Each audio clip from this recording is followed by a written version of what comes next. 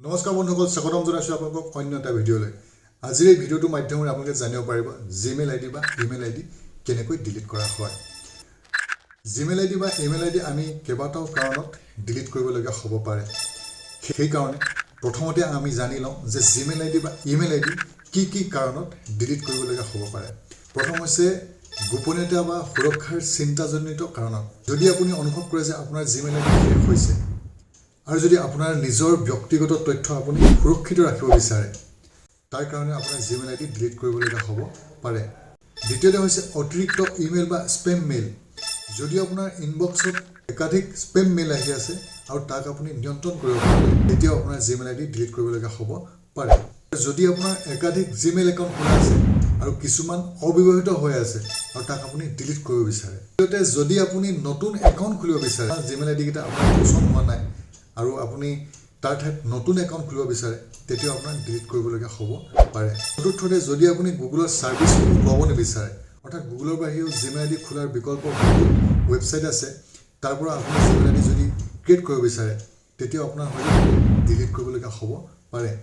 আনহাতে ব্যৱসায়িক কাৰণত কেতিয়াবা আমি জিমেইল আইডি ডিলিট কৰিবলগীয়া হ'ব পাৰে। সেইকাৰণে জিমেইল আইডি কেনেকৈ ডিলিট কৰা হয় তাক আমি জানি থোৱাটো খুবেই জৰুৰী। আহক আমি ভিডিঅ'টো আৰম্ভ কৰোঁ। বন্ধুসকল, জিমেইল আইডি বা ইমেইল আইডি ডিলিট কৰিবলৈ একেবাৰে সহজ। প্ৰথমতে আপুনি আপোনাৰ মোবাইলত জিমেইল আইডিৰ এপটো খুলি ল'ব। জিমেইল আইডি এপটো খুলি লোৱাৰ পাছত নতুন পেজটো আহি যাব আৰু সেই পেজটোত মন কৰিব সোঁহাতে ওপৰৰ ছাইডে জিমেইল আইডিৰ যিটো লগো আছে তাত আপুনি ক্লিক কৰিব। তাত ক্লিক কৰাৰ পাছত নেক্সট ষ্টেপটো হ'ব, যদি যিটো জিমেইল আইডি আপুনি ডিলিট কৰিব বিচাৰিছে সেই জিমেইল আইডিটোত যদি লগ ইন হৈ আছে, তেতিয়াহ'লে ডাইৰেক্ট আপুনি গুগল একাউণ্ট বোলা অপশ্যনটোত যাব আৰু যদি লগ ইন হৈ থকা নাই, তেতিয়াহ'লে যিটো জিমেইল আইডি আপুনি ডিলিট কৰিব বিচাৰিছে সেই জিমেইল আইডিটো আপুনি ছিলেক্ট কৰি ল'ব। ছিলেক্ট কৰি লোৱাৰ পাছত পুনৰবাৰ আপুনি সোঁহাতে ওপৰ চাইডে মন কৰিব জিমেইল আইডিৰ যিটো লগো আছে তাত আপুনি ক্লিক কৰিব। ক্লিক কৰাৰ পাছত নতুন পেজটো আহি যাব। সেই পেজটোত আপুনি গুগল একাউণ্ট অপশ্যনটোত ক্লিক কৰিব। গুগল একাউণ্টত ক্লিক কৰাৰ পাছত নেক্সট পেজটো আমাৰ সন্মুখলৈ আহি যাব আৰু নেক্সট পেজটোত ডাটা এণ্ড প্ৰাইভেচি এই অপশ্যনটোত আপুনি ক্লিক কৰিব। ডাটা এণ্ড প্ৰাইভেচিত ক্লিক কৰাৰ পিছত মোবাইলৰ তলৰ ছাইডে স্ক্ৰল কৰিব, তলৰ ফালে আহিব। একেবাৰে তলৰ ছাইডে দেখিব delete your entire account and data, তাত ক্লিক কৰিব।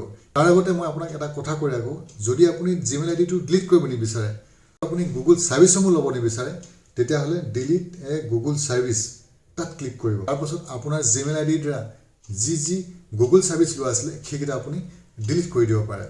এতিয়া আমি কি কৰিম, পাৰ্মানেণ্টলি ডিলিট কৰিম। গতিকে পাৰ্মানেণ্টলি ডিলিট কৰিবৰ কাৰণে আমি কি কৰিব লাগিব, delete your Google account, delete your Google account এই অপশ্যনটোত যাব লাগিব। এই অপশ্যনটোত যোৱাৰ পিছত এই কোণৰ চিনটোত ক্লিক কৰিব লাগিব। নতুন পেজটো আহি যাব আৰু নতুন পেজটোত আপুনি আপোনাৰ মোবাইলত লগ ইন হৈ ল'ব লাগিব। মোবাইলত লগ ইন হৈ লোৱাৰ পিছত নতুন পেজটো আহি যাব আৰু সেই নতুন পেজটোত তলৰ ফালে স্ক্ৰল কৰিব। স্ক্ৰল কৰাৰ পাছত দুটা বক্স আছে, তাত প্ৰথমতে টিক মাৰ্ক দিব আৰু ডিলিট একাউণ্ট অপশ্যনটোত গৈ তাৰপাছত আপুনি আপোনাৰ একাউণ্টটো ডিলিট কৰি দিব।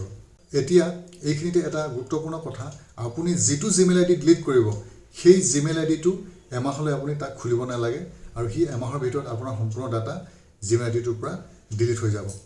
ধন্যবাদ। ভিডিঅ'টো ইমানে আছিলে। জয় হিন্দ, জয় অসম।